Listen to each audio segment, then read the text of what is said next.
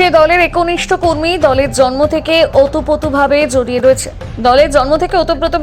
রয়েছে দলের সমস্ত কর্মকাণ্ডে। সাধারণ মানুষের কাছে পরিচিতি তার জনপ্রতিনিধি হিসেবে। শাসক বিরোধী কেউ নয়, মানুষের পাশে নিজেকে বিলিয়ে দিতে সর্বদাই ঝাঁপিয়ে পড়েন তিনি। তাই রাজ্যের মুখ্যমন্ত্রী মমতা বন্দ্যোপাধ্যায় এবার বাংলা বাজেটে দুটি জনমুখী প্রকল্প ঘোষণা করার পর ছুটে গিয়ে বাড়ি বাড়ি আবেদনপত্র বহন করার ফর্ম ভরে দিচ্ছেন রাজ্যকে। তিনি আর কেউ নয়, দাসপুরের লড়াকু তৃণমূল নেতা অরিপ দাস। তিনি জানান, এভাবে মানুষের পাশ থেকে দিদির নির্দেশ মতন সমস্ত কাজ যাতে সাধারণ মানুষ পেয়ে যায়, তাই তিনি ব্যবস্থা করে দিচ্ছেন ফর্ম ভরে। শুনুন তিনি কি বললেন।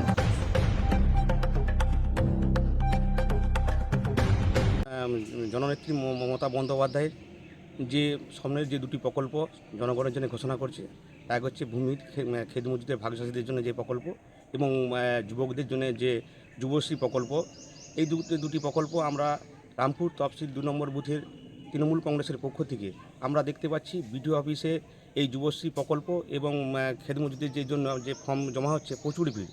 সেই জন্য আমরা আমাদের বুথে আমরা ক্যাম্প করে যাতে আমরা অনেক মানুষকে এই পরিষেবা দিতে পারি, সেই জন্য রাত জেগে আমরা যাতে বিডিও অফিসে যাতে হয়রানি না হয়, সেই জন্য এই দুটি প্রকল্পের ফর্ম আমরা ফিল আপ করে মানুষকে পঞ্চায়েত সমিতিতে পাঠাচ্ছি।